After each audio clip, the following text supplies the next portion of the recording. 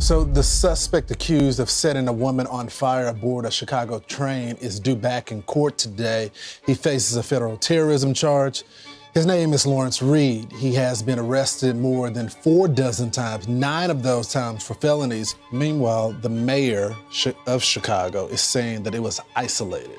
This is an isolated incident. I mean, I don't see this as some sort of trend. Take a look now. This is actually moments after this happened. You see, look at that. The people responding. Deadly gun violence erupted in downtown Chicago, leaving at least 9 teens injured in 2 separate shootings. According to police, you can't even go to a traditional Christmas lighting downtown without getting shot and killed. The victims, all teenagers between the ages of 13 and 17, were shot shortly after the city's annual tree lighting ceremony, which had drawn thousands to downtown Chicago. And the teenager that was shot and killed Friday night, here he is. His name is Armani Floyd, 14 years old. 2 groups were fighting, whether it was gang affiliated or not, we don't know. But, this kid was transported to Northwestern Hospital with multiple gunshot wounds, and he was announced deceased. The community is outraged after an attack on a mother and her 2 young children. You can see in this video here where it happened in the South Deering neighborhood. And we are blurring the video because the people involved are all minors. We are done with the gaslighting by Brandon Johnson and J.D. Prisker. We're not asking anymore. We're demanding. Enough is enough. We need help. President Trump, we need help. Our elected officials have failed us. They failed their #1 oath of duty to protect the American citizens, the Chicago citizens, the Illinois citizens. They have ignored that, and they have put us in danger without no regards to our safety or our kids' safety. So it hasn't been a great couple of days in Chicago with the teen riots, the shootings, kids beating up grown people, grown women. If this wasn't enough, it shows that Chicago isn't just slipping, it's in a free fall, and you have the man that's supposed to be leading everything, just not equipped to do the job. And I'm talking about Mayor Johnson. He walked out there with this calm teacher voice trying to convince everybody that everything is fine. This is not a trend. But the problem is, this is a trend. This is an isolated incident. I mean, I don't see this as some sort of trend. And we're going to talk about the teen riots, these shootings, the way these kids are losing their minds, beating up grown adults. We're going to break down how the mayor's response is showing that he is not the right man for this job, and he is making everything even worse. Because Chicago is losing faith in this man faster than he can give out those "we need more resource" speeches. Let's get into it. We are done with the gaslighting by Brandon Johnson and J.D. Prisker. We're not asking anymore. We're demanding. Enough is enough. We need help. President Trump, we need help. Our elected officials have failed us. They failed their #1 oath of duty to protect the American citizens, the Chicago citizens, the Illinois citizens. They have ignored that, and they have put us in danger without no regards to our safety or our kids' safety. Just this year alone, we've had 4,000 shootings, and I believe it's more, and 600 murders. And now we know that Black Americans make up 70 to 80% of homicides here in just Illinois, Chicago alone. And how is that when we're only 30% of the population here? We need help. You can't even go to a traditional Christmas lighting downtown without getting shot and killed. We had a young lady be set on fire by a guy who had multiple arrests and was let right back out. We also had where ICE officers were shot at on 26th in Little Village, on 26th Street in Little Village, where ICE officers were shot at.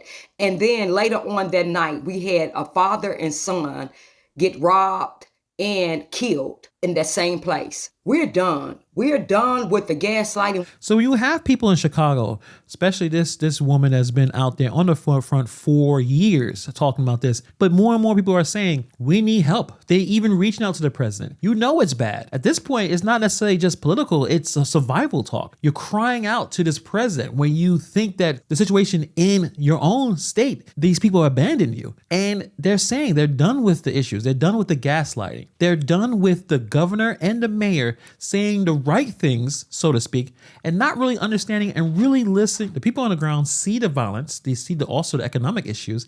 They feel the chaos. They are tired of hearing that everything is getting better. You know, things are great. Look at the stats. While the city is literally burning behind them. And the problem is this keeps getting worse. Post on X from Alderman Brian Hopkins, who's of course one of the downtown aldermen, and this is the alderman speaking here, so that's who we're attributing this to. He has posted a tweet on X, 300 juveniles, he says, rioting in the Loop now. At least 5 victims have been shot, 1 critical with life-threatening gunshot wound to the torso. Multiple police officers attacked and injured with mace and stun guns. At least 1 police officer has been hospitalized. That's according to downtown. It's very disheartening to see this. You know, right. Holiday time, everybody wants to celebrate and enjoy the evening, and something like this happens. Multiple police officers were also hurt during those shootings. 7 teens ranging in age from 13 to 17 were shot. Most are listed in good or fair condition. A separate shooting near Dearborn and Monroe, a 14-year-old boy was killed and an 18-year-old was wounded. 300 teens wilding out, losing their minds in this loop. 5 shot, 1 died. This is not rowdy kids. This is not youthful energy. It's a riot. That's chaos. That's a city losing control of its downtown during the holiday season. Every major city has problems, obviously. But Chicago's out there playing, I don't know, Call of Duty or something like that. This is happening while the mayor is saying that crime is down and the city is on a positive trajectory. It's not happening. This is a collapse in slow motion. Let's talk about the other kids as well. Children dragging a mother and her son to the ground. Police say the 33-year-old mother and her 9-year-old son were walking near 106 and Bensley in the South Deering neighborhood when the group of kids started chasing after the mother and her children, calling them names and taunting them. Both the mother and son were taken to a hospital.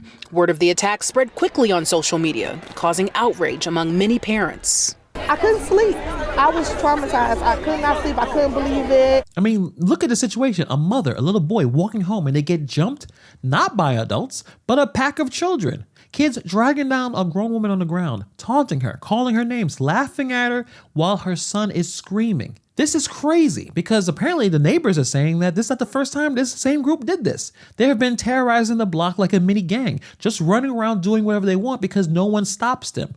When adults say these kids have been raising themselves, it's not a cute line. It's a city failing the children and failing families at the same time. Parents can't sleep after watching this. People are extremely traumatized. There's threats online. People are showing up in the school demanding accountability. Also, they probably want to whip those kids' ass. Police had to stand outside to protect the children from other children. What is going on in Chicago? But again, if you are just listening to the mayor, he says everything is fine. There's no problems here.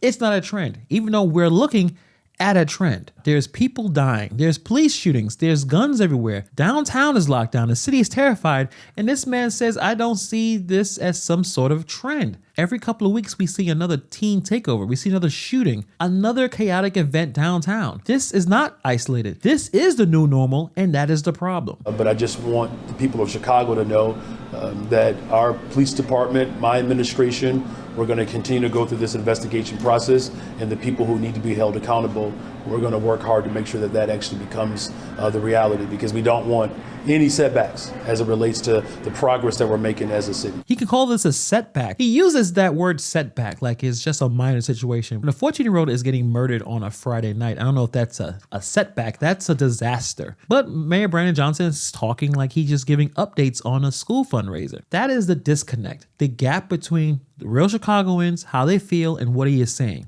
This is how the mayor is losing this city. And you notice at the end, he gets really defensive here, talking about Chicago is always in the national spotlight. There's been a lot of talk from the feds about crime in Chicago, particularly over the last week after the alleged arson attack on the Blue Line. it seems likely that they may see this news and they may start trying to put Chicago back in the national spotlight as they were doing earlier this week. Well, we're always in the national spotlight, and it was also the federal government that took claim for the progress that we're making, right? So of course they're going to continue to try to take credit for our positive work. Here's the bottom line, that our law enforcement has done a solid job working with all of our partners to bring violence down in the city of Chicago. Well, when people are getting shot, we seeing chaotic situations happening downtown. You can pretend the house isn't on fire while you're still standing in smoke. This is not the spotlight you brag about. This is embarrassing. And Chicago doesn't deserve this. The issue is Brandon Johnson should be extremely aggressive when it comes to crime and dealing with it, showing that you really care about what's going on and you're going to hold the people who are doing accountable. Not to call law enforcement a sickness or to spend your time going back and forth with Trump, but to truly understand how to stop it and also stop bragging about the stats that no one really believes in. No one believes that crime is down. They're seeing the situations happening every single day. Now, because certain people are not reporting things or whatever lack of transparency you're having in the law enforcement, Chicago is losing trust in Mayor Johnson. Not because of one bad night. It's a lot of bad nights. Every big event going on in this year, it's a bunch of violence, a bunch of chaos. Kids are getting hurt. Kids are getting shot at. Kids are fighting people, beating people up. Parents are crying. Tourists are scared and businesses are pulling out. Every time the city begs for leadership, Johnson gives us some kind of poetry speech. The soft speeches are not fixing anything. They're not stopping the bullets. They're not protecting the kids. They're not protecting the parents.